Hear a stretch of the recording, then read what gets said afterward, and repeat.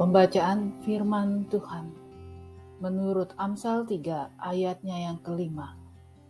Percayalah kepada Tuhan dengan segenap hatimu, dan janganlah bersandar kepada pengertianmu sendiri. Hai, apa kabarnya Bapak Ibu, saudara-saudari sekalian? Sangat berharap Bapak Ibu dalam kondisi sehat dan tetap bersuka cita. Bapak Ibu, saudara-saudari sekalian, dalam perjalanan hidup kita, ada kalanya perjalanan itu mulus, ada kalanya perjalanan itu bergelombang. Kadang kita bisa berjalan dengan santai, tapi ada kalanya kita berjalan dengan sangat cepat. Namun ada kalanya kita harus hati-hati agar kita tidak terjatuh atau kita hati-hati agar tidak tersesat di jalan yang salah. Semua itu dikendalikan dalam satu hal. Apakah kita mengetahui kualitas atau jalan yang benar seperti apa? Mari kita telaah firman Tuhan dalam Sapaan Gembala hari ini. Mari. Di dalam pembacaan firman Tuhan, kita bisa melihat dan membaca betapa sesungguhnya jalan yang kita hadapi semuanya sudah Tuhan tentukan. Namun ada cara, ada tools yang Tuhan berikan dalam hidup kita, yaitu melalui firman Tuhan. Tidak ada jalan yang lain, atau tidak ada tools yang lain, ibaratnya peta, untuk menjadi petunjuk jalan, untuk menjadi petunjuk agar kita mencapai tujuan akhir, kecuali firman Tuhan. Dan peta itu adalah Alkitab, yang berisi firman Tuhan tentang bagaimana kita seharusnya menjalani kehidupan ini. Karena itu firman Tuhan dalam Amsal 3 ayat yang kelima berkata, "Kasihilah Tuhan Allah kita dengan segenap hati kita, dan jangan bersandar pada pemikiran kita sendiri." Kita diajak untuk mau meresapi apa yang menjadi kehendak Tuhan Allah dalam hidup kita. Apa yang diinginkan Tuhan Allah, seperti apa suara Tuhan Allah yang diperdengarkan dalam hidup kita. Dan jangan berdasarkan pada pemikiran kita sendiri, karena pemikiran manusia terlalu sempit. Kadang Tuhan mau memberikan berbagai hal yang buruk, yang berat dalam hidup kita, sebagai cara mempersiapkan atas anugerah Tuhan dan berkat yang lebih besar lagi. Kadang Tuhan bisa menghadirkan sukacita dalam hidup kita, agar dalam hidup kita merasa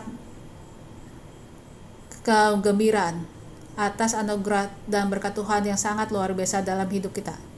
Karena itu saudara-saudari yang terkasih dalam Yesus Kristus, jangan pernah tinggalkan firman Tuhan. Teruslah berupaya dalam hidup kita, terus berdoa dan mendalami firman Tuhan. Dan juga jangan lupa, jangan jauhkan persekutuan orang-orang. Sekalipun dalam hidup digital kita hanya terbatas bertemu melalui pelayanan digital. Tetapi kita bisa tetap terus terhubung dengan doa dan sapaan-sapaan melalui online, WhatsApp atau telepon satu dengan yang lain. Banyak jalan di dunia, tetapi hanya satu jalan dalam Yesus Kristus. Banyak cara, banyak petunjuk yang luar biasa di dalam kehidupan kita. Tetapi kita tahukah petunjuk yang benar dan pasti benar, yang pasti membawa kita kepada karya keselamatan hanya dalam Yesus Kristus. Mari terus semangat, jangan pernah khawatir, karena Tuhan Yesus Kristus memperdengarkan suaranya. Tuhan Yesus memberkati kita. Amin. Mari kita naikkan doa saat kita berdoa. Allah yang luar biasa, dalam Yesus Kristus kami berdoa untuk pemulihan, proses pemulihan dan juga kesabaran dan berkat-berkat Tuhan. Baik mereka yang sakit atau karena lanjut usia, bahkan pemulihan dari sakit penyakit, dari keterlukaan dalam kehidupan ini.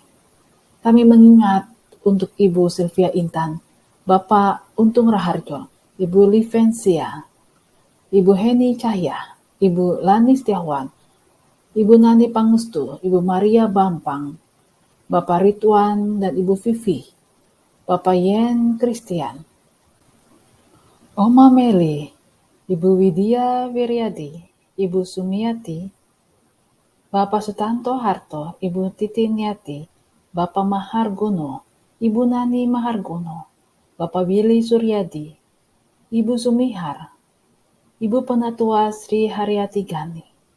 Dan kami mengingat mereka yang sedang mengalami atau pasca mengalami kedukaan.